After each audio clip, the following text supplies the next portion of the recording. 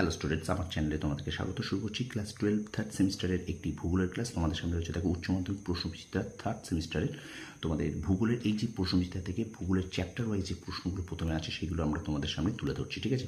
তো প্রথমেই chapter wise ভূগোলের চ্যাপ্টার ওয়াইজ এই প্রশ্নগুলো আমি শেষ করবো, তারপরে কিন্তু তোমাদের মডেল সেট আলোচনা করবো, ঠিক আছে? তো প্রথম থেকে শেষ পর্যন্ত ভিডিওটা দেখবে, একটু কিন্তু কেউ স্কিপ করবে না, ঠিক আছে? নয়তো কিন্তু তোমরা এই ক্লাসগুলোকে মিস করে যাবে।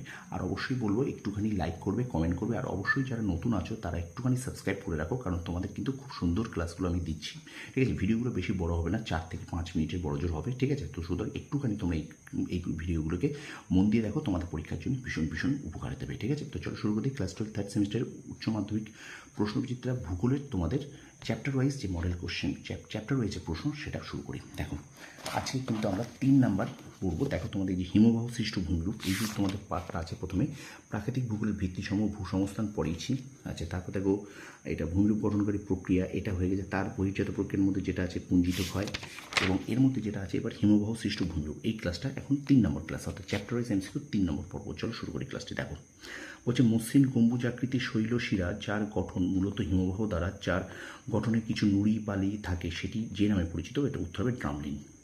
পরে দেখো হিমবাহ ও পর্বতগাত্রের মধ্যে যে সংকীর্ণ ফাঁক দেখা যায় তাকে বাকশৃণ্ড বলে। সমুদ্রের ভাসমান বিশালাকৃতি হিমবাহকে বলে হিমশৈল।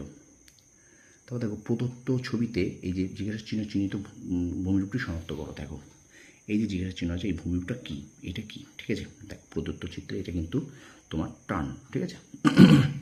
দেখো স্তম্ভমেলা আছে, তো আমি এটা পড়ছি না, তোমরা এটা করে নাও একটুখানি। 1-এর সি, 2-এর ডি, 3-এর ই, 4-এর এ, 5-এর বি, ঠিক আছে? তাহলে 1-এর সি, 2-এর ডি, 3-এর ই, 4-এর এ, 5-এর বি, ঠিক আছে? তো এটা দেখে নাও, ঠিক আছে? তারপর দেখো হিমবাহের ক্ষয়ের ফলে যে ভূমিরূপের প্রতিবাদ ঢাল মসৃণ ও অনুবাদ ঢাল অমসৃণ, অসমতল এবং ফাটলযুক্ত হয়, সেই ভূমিরূপকে ড্যাশ বলে। এটা উত্তর হবে রসে মতানে। আচ্ছা, আলাস্কার মালাস্পিনা হলো একটি ড্যাশ হিমের উদাহরণ, এটা পাদদেশীয়। কড়িগুলি মস্তকক্ষয় ও পার্শ্বক্ষয়ের মাধ্যমে ক্রমশ প্রসারিত হলে দুটি কড়ির মধ্যবর্তী অংশ সংকীর্ণ হয়ে তীক্ষ্ণ প্রাচীরের মতো অবস্থান করে, একেই বলে এরিটি। আচ্ছা, প্রদত্ত কোনটি পৃথিবীর দীর্ঘতম ও গভীরতম ফিয়র্ডের উদাহরণ? এটা হবে স্কোনসবি সুন্দ, ঠিক আছে?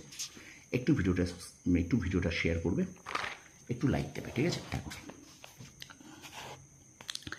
গ্রিনল্যান্ড ও নিউজিল্যান্ডের সমুদ্র উপকূলে আংশিক ডুবে থাকা উপত্যকায় যে প্রাকৃতিক শক্তির ক্ষয়কার্যের ফলে সৃষ্টি হয় তাকে বলে হিমবাহ। পর্বতারোহণের সমস্যার সৃষ্টি হয় ক্রেভাসের উপস্থিতিতে। মেরু অঞ্চলে যে উচ্চতায় হিমবাহ দেখা যায় 100 মিটার। প্যাটার্ন স্টার হ্রদ দেখা যায় হিমবাহের যে অংশে হিমসোপান। হিমবাহ ও জলধারা বাহিত নুড়ি বালি কাঁকড় ইত্যাদি সঞ্চিত হয়ে সৃষ্ট দীর্ঘ সংকীর্ণ আঁকাবাঁকা শৈলশিরার মতো ভূমিরূপকে ড্যাশ বলে এস্কার। আচ্ছা, হিমবাহ সৃষ্ট হ্রদকে কোরি হ্রদ বলে। আচ্ছা, এখানে দেখো বিবৃতি ঠিক ভুল আছে, এখানে 1, 2, 3টে আছে, এখানে উপরে সবগুলোই সঠিক, ঠিক আছে? তোমরা একটুখানি এটা দেখে নাও, কী কী পয়েন্টগুলো আছে একটু দেখে নাও, ঠিক আছে? 16 দাগে সবগুলোই কিন্তু ঠিক, ওকে? আচ্ছা, এবার দেখো প্রদত্ত চিত্রে হিমবাহ সৃষ্টির পর্যায়গুলি ক্রমান্বয়ে সাজিয়ে লেখো। এই চিত্রটা আছে, সাজিয়ে লিখতে হবে। দেখো এখানে নেভে আছে ফিন, দানাদার বরফ, কঠিন বরফ, হিমবাহের বরফ, উত্তর হবে সি, ঠিক আছে? আচ্ছা, হিমবাহের ক্ষয়কার্যের ফলে সৃষ্ট অ্যাম্পি থিয়েটার রূপী ভূমিরূপটি জার্মানিতে ড্যাশ নামে পরিচিত কার? যখন দুটি সন্নিহিত হিমবাহের পার্শ্ব গ্রাবরেখা একত্রিত হয় তখন তার ড্যাশ গঠন করে, মধ্য গ্রাবরেখা গঠন করে। পার্বত্য হিমবাহের পৃষ্ঠদেশে সৃষ্ট গভীর ফাটলগুলিকে বলে ক্রেভাস। আচ্ছা, এবারে দেখো বিবৃতি দিয়েছে এখানে, কোনটা ঠিক হবে? এখানে দেখো 1, 2 এবং 3 সঠিক, ঠিক আছে? এখানে যে বিবৃতিগুলো আছে একটু বিবৃতিগুলো একটু দেখে নাও, একটু বিবৃতিগুলো দেখো। উত্তর কিন্তু হবে 1, 2, 3 তিনটেই সঠিক, ঠিক আছে? দেখো 1, 2, 3 সঠিক, ওকে? উত্তর অপশান এ। আচ্ছা, এবার দেখো একটা স্তম্ভমেলাও আছে, এখানে স্তম্ভমেলা 1-এর এ, 2-এর সি, 3-এর বি, 4-এর ডি। স্তম্ভমেলাটা দেখে নেবে, 1-এর এ, 2-এর সি, 3-এর বি, 4-এর ডি, ঠিক আছে? আচ্ছা, এবার দেখো হিমবাহের উৎপাটন প্রক্রিয়া সৃষ্ট একটি ভূমিরূপ হলো রসে মতানে। আল্পস পর্বতের ড্যাশ হলো পিরামিড শৃঙ্গের প্রকৃষ্ট উদাহরণ, এটা ম্যাটার হর্ন। আচ্ছা, এবার দেখো এই যে অনুচ্ছেদটা আছে, এই অনুচ্ছেদটা একটু ভালো করে দেখে নাও, ঠিক আছে? এই অনুচ্ছেদটা একটু ভালো করে দেখো, এই অনুচ্ছেদ থেকে কিন্তু তোমাদের প্রশ্ন দেবে। আমি দেখো একটুখানি কাছে নিয়ে যাচ্ছি, তোমাদের একটুখানি অনুচ্ছেদটা পড়ে নাও, ঠিক আছে? দেখে নাও অনুচ্ছেদটা ভালো করে একটু পড়ে নাও, ঠিক আছে? দেখো এবার প্রশ্নগুলোকে আমরা পড়ি। হিমধনুতে সৃষ্ট হ্রদ যে নামে পরিচিত তা হলো প্যাটার্ন স্টার হ্রদ।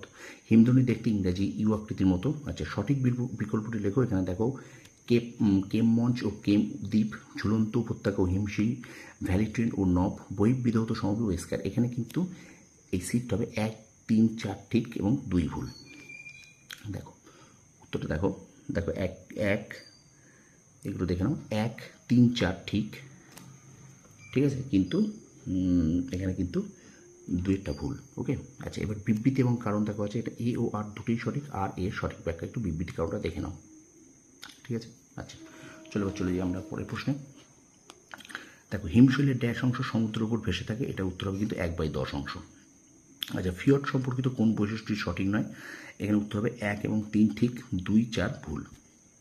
এই বৈশিষ্ট্যগুলো তোমরা যদি দেখে নাও, ফিয়ট সম্পর্কিত বৈশিষ্ট্য, তাহলে 1, 3 ঠিক, 2, 4 ভুল। দেখো, আমি এই বড়গুলো তোমাদের পড়ছি না, পড়লে তাহলে একটু সময়টা নষ্ট হবে, ওই কারণে, ঠিক আছে।